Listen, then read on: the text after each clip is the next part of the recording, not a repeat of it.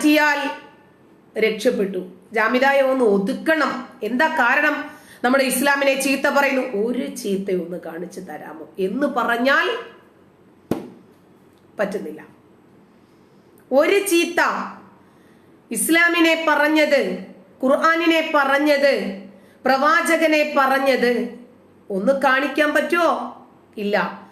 ശരി, വസ്തുനിഷ്ഠമായി ഒരു ഡിബേറ്റിന് പറ്റുമോ? പറ്റില്ല. അതിന് അറിവ് വേണം, അത് പറഞ്ഞ് ഫലിപ്പിക്കാനുള്ള കഴിവും വേണം. അല്ലെങ്കിൽ ജാമിദ പറഞ്ഞത് നുണയാകണം. ഇത്രയുമൊക്കെ ആണെങ്കിൽ മാത്രമേ നമ്മളോട് പിടിച്ചു നിൽക്കാൻ പറ്റൂ. പിന്നെ ആരെങ്കിലും പണം തന്നിട്ട് നീ അത് പറ ഇത് പറ എന്ന് പറഞ്ഞാൽ ഉടനെ അതിന്റെ പിന്നാലെ ഇറങ്ങിത്തിരിക്കുന്ന വ്യക്തി അല്ല ഞാൻ. ഇപ്പോ ഇവര് ഇസ്ലാമിനെ അറഞ്ചം പുറഞ്ചം തെറി പറഞ്ഞു തുടങ്ങി എത്രയോ കഴിഞ്ഞിട്ടാണ് ഇവര് ഞാനുമായിട്ട് പരിചയപ്പെടുന്നത് പോലും. എന്നിട്ട് പറയുന്നു ഇപ്പോ നബിയുടെ അവിഹിത ഗർഭത്തെ കുറിച്ച് ഞാൻ പറഞ്ഞു പഠിപ്പിച്ചതാണ്. പിന്നെ ഒരു കാര്യമുണ്ട് കേട്ടോ, ചുട്ടയിലെ ശീലം ചുടല വരെ എന്ന് പറയാറില്ലേ, വീട്ടിലെ സംസ്കാരമാണത്. ഉളുപ്പില്ലാതെ നുണ പറയാൻ, അതുപോലെ പണമുണ്ടാക്കാൻ, പോപ്പുലർ ആകാൻ എന്ത് വേഷവും കെട്ടിയാടുന്ന ആളുകൾക്ക് അത് പറ്റും, നമുക്കത് പറ്റില്ല. എനിക്ക് എന്റെ റൂട്ട് വേറെയാ, എന്റെ റൂട്ട് തികച്ചും വേറെയാ. അതുകൊണ്ട് ആ വഴിക്ക് നമുക്ക് പോകണ്ട. ഈ രാജ്യത്ത് ശക്തമായിട്ടുള്ള ഒരു നിയമ സംവിധാനമുണ്ട്. അതുകൊണ്ട് നമുക്ക് ആ വഴി തന്നെ പോകാം. കാരണം നിയമത്തെയും അംഗീകരിക്കില്ല എന്ന് വന്നാൽ അതിനപ്പുറം അവർക്കറിയാം എന്താണ് ചെയ്യേണ്ടതെന്ന്. നിയമത്തിൽ നമുക്ക് വിശ്വസിക്കാം, അതിനനുസരിച്ചിട്ട് നമുക്ക് മുന്നോട്ട് പോകാം. അപ്പൊ ഞാൻ ഇത്രേ പറയുന്നുള്ളൂ. എന്റെ തലയെടുക്കാൻ വേണ്ടി പണവും കൊടുത്തിറക്കിയ ആളുകൾ ഒന്ന് ഓർത്തു വെച്ചോ നിങ്ങളുടെ പേരു വിവരങ്ങൾ. നിങ്ങൾ പണം കൊടുത്തതും, നിങ്ങൾ വിളിച്ചതും സംസാരിച്ചതും, നിങ്ങൾ ചാറ്റ് ചെയ്തതും, ജാമിദായെ ഇല്ലാതാക്കാൻ സപ്പോർട്ട് ചെയ്തതുമെല്ലാം അധികം വൈകാതെ അവരിലൂടെ തന്നെ പുറത്തു വരും. അവരിലൂടെ തന്നെ പുറത്തു വരും. കാരണം എന്താ? ഇവര് പരസ്പരം അങ്ങോട്ടും ഇങ്ങോട്ടും തർക്കിച്ചാ മതി, കൃത്യമായിട്ട് രംഗത്ത് വരും. ഒരു യഥാർത്ഥ മുഹമ്മദീയൻ എങ്ങനെയാണ് എന്ന് നമ്മുടെ കമന്റ് ബോക്സിൽ കിട്ടും. അതെ, ഇവരെ ചത്തുമലച്ച് പോയി കഴിഞ്ഞാല് സ്വർഗത്തിൽ എന്തൊക്കെയോ കിട്ടാൻ വേണ്ടിയിട്ട് പ്രതീക്ഷിച്ചിരിക്കുന്നവരാ. വായിൽ നല്ലതൊന്നും വരില്ല. യോ ഫ്രീ തിങ്കറെ, മുനീർ ഉമ്മായേയും വിളിക്കും, വേണ്ടി വന്നാൽ ഉമ്മുമ്മായേയും വിളിക്കും. കാരണം എന്തെന്നറിയാമോ? അവനൊരു യഥാർത്ഥ മുസൽമാനാ. അതുകൊണ്ട് അവൻ അങ്ങനെ വിളിക്കാതെ തരമില്ല. നമുക്ക് വിഷയത്തിലേക്ക് തന്നെ വരാം. കോടതി ഓർഡർ നാളെ കിട്ടും, ഞാനതിന്റെ പ്രിന്റ് എടുത്തിട്ട് തരാം. പിന്നെ ഞാന് ടീച്ചറല്ല എന്ന്, എനിക്ക് ആരുടെയും സർട്ടിഫിക്കറ്റിന്റെ ആവശ്യമില്ല. ഞാൻ വർക്ക് ചെയ്ത സ്കൂളുകളുടെ എക്സ്പീരിയൻസ് സർട്ടിഫിക്കറ്റ് വെച്ചിട്ട് ഈ ചാവാലി പട്ടികളെയൊക്കെ ബോധ്യപ്പെടുത്തേണ്ട കാര്യം എനിക്കുണ്ടോ? ഉണ്ടോ?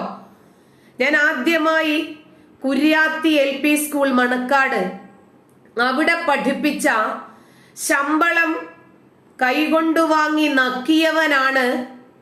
അവൾ എവിടത്തെ ടീച്ചറാണെന്ന് ചോദിച്ചത് എന്റെ മൂത്ത സിസ്റ്ററുടെ ഭർത്താവ്. ആദ്യമായിട്ട് ഗവൺമെന്റ് സാലറി കൊണ്ടു കൊടുക്കുന്നത് അവന്റെ കയ്യിലാ. അത് വാങ്ങി ചുളുപ്പില്ലാതെ നക്കിയിട്ട് അവൻ പറയുക അവൾ എവിടത്തെ ടീച്ചറാണെന്ന്. ആലോചിച്ച് നോക്കണം. അയാളുടെ അനിയത്തിയാണ് ഞാൻ. അയാളുടെ മകളേക്കാൾ ഏതാനും വയസ്സ് മാത്രം പ്രായം കൂടുതൽ, ഏതാനും വയസ്സ് മാത്രം. എന്നിട്ട് അവളെന്നും ഇവളെന്നും ഒക്കെ വിളിക്കാൻ പറ്റണമെങ്കിൽ അവന്റെ കൾച്ചർ ഒന്ന് ചിന്തിച്ചു നോക്കിക്കേ. ആദ്യമായിട്ടാണ് കേട്ടോ ഞാൻ അയാളെ അവൻ എന്ന് പറയുന്നത്. ഒരിക്കലും ബഹുമാനമില്ലാതെ സംസാരിച്ചിട്ടേ ഇല്ല. പക്ഷേ ഇപ്പോൾ എനിക്ക് അങ്ങനെ പറയേണ്ടി വന്നതാ. കാരണം ചിലരുടെ ലക്ഷ്യവും ഞങ്ങൾ കുടുംബക്കാര് സഹോദരങ്ങൾ കിടന്ന് തമ്മി തല്ലണം എന്നുള്ളതായിരുന്നു. അതുകൊണ്ട് തൽക്കാലം ഞാൻ അവരെ ജയിപ്പിക്കാൻ വിടുന്നില്ല. തമ്മി തല്ലണം, കുടുംബക്കാര് തമ്മി തല്ലണം എന്നതാണ് അവരുടെ താല്പര്യം. എനിക്കതിന്റെ നേരമില്ല. നോക്കുന്ന ആലോചിച്ച് നോക്കിയേ, അവർക്കൊരു മറുപടി പറയാൻ പോയിട്ട് എത്ര ദിവസമാണ് നമ്മുടെ ലൈവ്, നമ്മുടെ വീഡിയോസ് തെന്നിത്തെറിഞ്ഞ് വേറെ രൂപത്തിലേക്ക് പോയത്. അവരുടെ ലക്ഷ്യവും അത് തന്നെ ആയിരുന്നില്ലേ? നമ്മുടെ ഫോക്കസ് ഏരിയ തെറ്റിക്കുക എന്നതായിരുന്നില്ലേ? എനിക്ക് ഒരുപാട് വിഷയങ്ങൾ പഠിച്ചത് എനിക്ക് നിങ്ങളുമായിട്ട് പങ്കുവയ്ക്കാനുണ്ട്.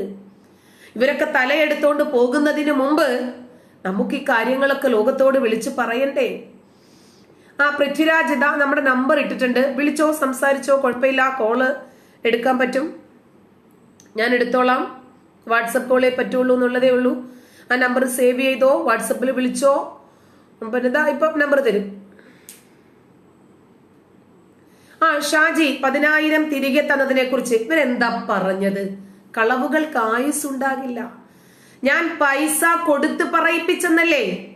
തുമ്മുന്നതും മൂളുന്നതും വരെ റെക്കോർഡ് ചെയ്യുന്ന ആളിന്റെ കയ്യിൽ എന്തേ ആ റെക്കോർഡ് ഇല്ലാതെ പോയത്?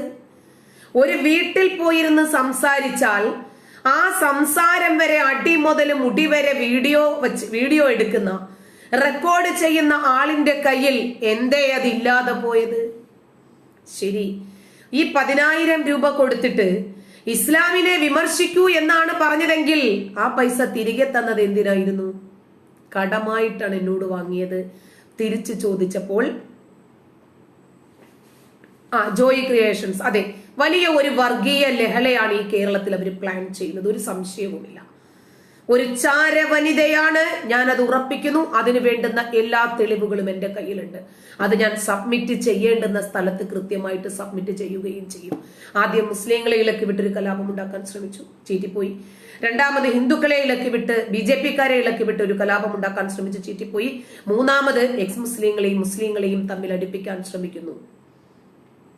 അത് ചീറ്റിപ്പോകത്തില്ല എന്നാണ് അവരെ പ്രതീക്ഷിക്കുന്നത്. അപ്പോ അതായത് നമ്മുടെ ഈ കൊലായി ഗ്രൂപ്പുകാർക്കറിയാം, ക്രിസ്ത്യൻ ഡിബേറ്റ്സിന്റെ ഗ്രൂപ്പിനറിയാം, അച്ചായൻ ഗ്രൂപ്പിനറിയാം, അങ്ങനെ ഒരുപാട് ക്ലബ് ഹൗസ് ടീം അംഗങ്ങൾക്ക് എല്ലാവർക്കും അറിയാം. അനിൽ കൊടിത്തോട്ടത്തിനറിയാം, അനിൽകുമാർ അയ്യപ്പനറിയാം, പിന്നെ അജേഷ് ബ്രദറിനറിയാം. ഞങ്ങൾ ഒരുപാട് ആളുകൾ, പിന്നെ നാസർ കൊടിമരത്തിനറിയാം. ഞങ്ങൾ എല്ലാവരും ഒരുമിച്ചുണ്ടായിരുന്ന പല ഗ്രൂപ്പുകളിലും അറഞ്ചം പുറഞ്ചം മുസ്ലിങ്ങളെ മുഴുവനും തെറി പറഞ്ഞിട്ടുള്ള ഒരു സാധനമാണിത്. മുസ്ലിങ്ങൾ വീടുകളിൽ വ്യഭിചാരശാലകൾ നടത്തുന്നു എന്ന് ഉളുപ്പില്ലാതെ വിളിച്ചു പറഞ്ഞ ഒരാൾ ഇപ്പൊ പറയാ അവര് പറഞ്ഞു തന്നിട്ടാണ് ഞാനത് പറഞ്ഞത് എന്ന്. അപ്പൊ അത്രയ്ക്കേ ഉള്ളൂ ഇവര്. എന്നാ പിന്നെ ഞാനതുപോലെ പറയണ്ടേ? ഞാൻ വസ്തുനിഷ്ഠമായിട്ടാണ് ഇസ്ലാമിനെ വിമർശിക്കാറുള്ളത്. എവിടെ പോയാലും ശരി, എന്നെ തിരിച്ചറിയുന്ന ആളുകളിൽ നിന്നും എനിക്ക് ആ റെസ്പെക്ട് കിട്ടാറുമുണ്ട്. ഇപ്പൊ നോക്ക്, ഞാന് ഇവരുടെ വീഡിയോയ്ക്ക് മറുപടി പറഞ്ഞു. എന്റെ വ്യൂവേഴ്സ് പോലും എന്നെ വഴക്ക പറഞ്ഞത്. അങ്ങനെ പറഞ്ഞാൽ നിങ്ങളുടെ ചാനൽ ഞങ്ങൾ നോക്കത്തില്ല എന്നാ പറഞ്ഞേ. അപ്പോൾ എന്റെ സബ്സ്ക്രൈബേഴ്സ്, എന്റെ വ്യൂവേഴ്സ് അത്രയും മൂല്യബോധമുള്ളവരാണ്, മൊറാലിറ്റി ഉള്ളവരാണ്, കൾച്ചർ ഉള്ളവരാണ്. അതിൽ ഞാൻ അഭിമാനിക്കുന്നു. മറിച്ച് 4 തെറി പറഞ്ഞാൽ ആളുകൾ കൂടി വരും ഇങ്ങോട്ട്. എനിക്ക് അങ്ങനത്തെ ആളുകളെ വേണ്ട.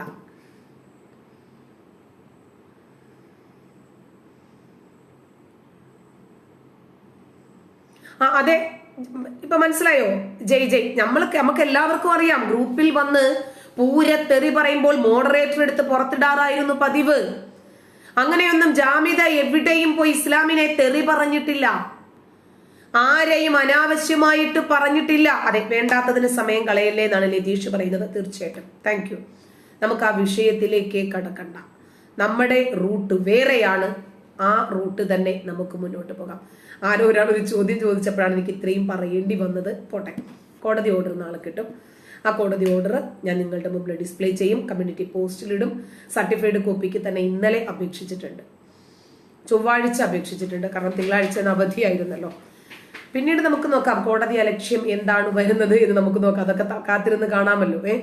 കോടതിയെയും വക്കീലിനെയും ഒക്കെ തെറി പറഞ്ഞാൽ കിട്ടുന്ന ആഫ്റ്റർ എഫക്റ്റ് എന്താണ് എന്ന് തലയ്ക്കകത്ത് ആളതാമസമുള്ളവർക്കേ മനസ്സിലാകത്തുള്ളൂ. ഇരിക്കട്ടെ, ഒരു യഥാർത്ഥ ഇസ്ലാമിന്റെ രീതി എന്താണ്, ഒരു മുസ്ലിമിന്റെ സഹിഷ്ണുത എന്താണ്? ഞാൻ മുസ്ലിമാണെന്ന് പറയുമ്പോഴും യഥാർത്ഥ മുസ്ലിമിന്റെ രീതികൾ അവർ ഫോളോ ചെയ്യുന്നുണ്ട് എന്ന് ആളുകൾ കൂടി ഒന്ന് പറയട്ടെ. ജോയി ക്രിയേഷൻസ് ഇടാം കിട്ടിയിട്ടില്ല.